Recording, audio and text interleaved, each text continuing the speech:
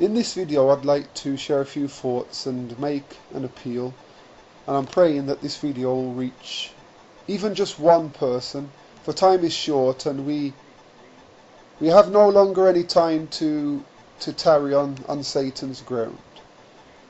Revelation chapter 17, Revelation chapter 13, in fact the entire book of Revelation is a book that we as the Most High's children ought to understand. Blessed is he that readeth and understandeth the things that are written in this book is a paraphrase of the introduction to the book in chapter 1. Revelation chapter 13 describes in detail some of the events of the last days, some of the events that will take place just prior to the end of all things. Revelation 17 is kind of an expansion of Revelation 13, and I'd like to focus my attention on a couple of verses found in Revelation chapter 17. It describes in verse 12, it says, let me read the verse, it says,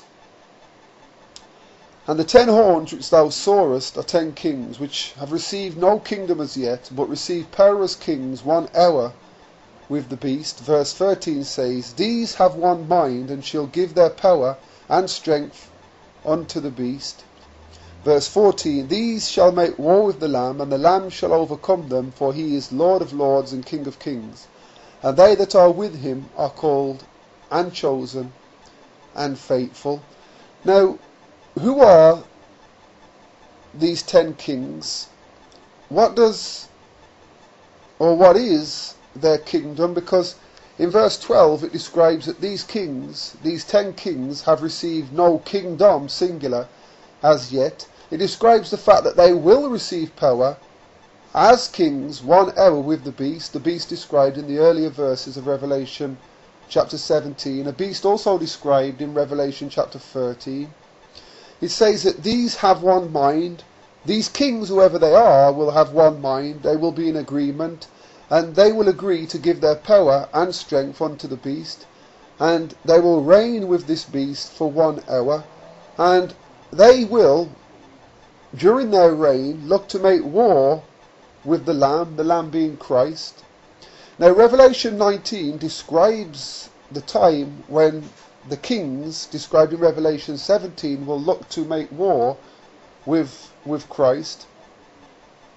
Revelation chapter 19, and bear with me,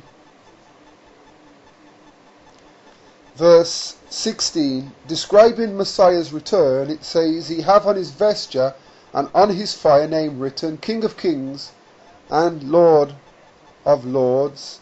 Now, Messiah's title at his return, especially at his return, is King of kings and Lord of lords. Now, these kings described in Revelation 17, which are 10, are described in chapter 17 as making war with Messiah at that time. Now, the kingdom described in Revelation chapter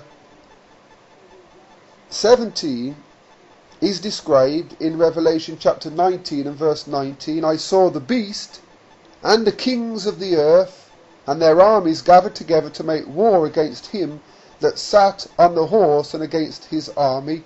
So the kingdom that the kings that are 10 have not received as yet is the kingdom of the earth. So these 10 kings represent a coming together of the nations of the earth in a new world order.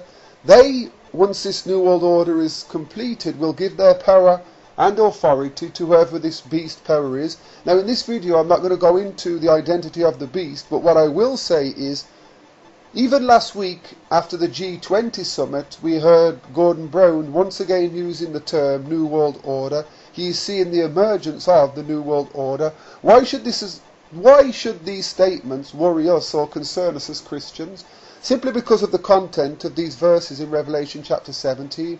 We are told in these verses that the New World Order will be formed, that when the New World Order is formed, they will give their power to this beast power, and they will reign for 1 hour as kings with this beast power, And during that time they will look to make war at the close of that hour. They will look to make war with Messiah when he returns.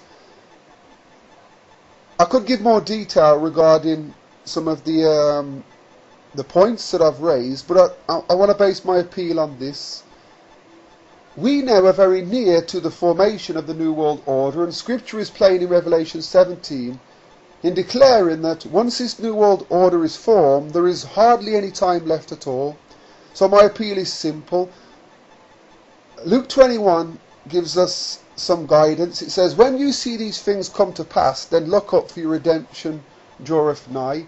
There are many Christians, myself included at times, who are dilly-dallying on Satan's ground, doing things that we know we ought not to do. Let us once and for all take this thing seriously, for soon Messiah will break the eastern skies and return. Pretty soon the New World Order will be formed, and laws will be passed that will be contrary to the direction given to us in Scripture, and those of us who want to stay true to the Most High will have to make a decision.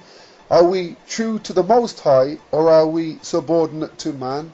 Please pray for me as I pray for you, and ask the Most High to show you the thing that you need to put away, or the things that you need to put away, and ask him for the strength to do so. For serving the Most High is something that we ought to do, and the way we do it is continually choose to surrender our wills to him, that he might work in us and through us.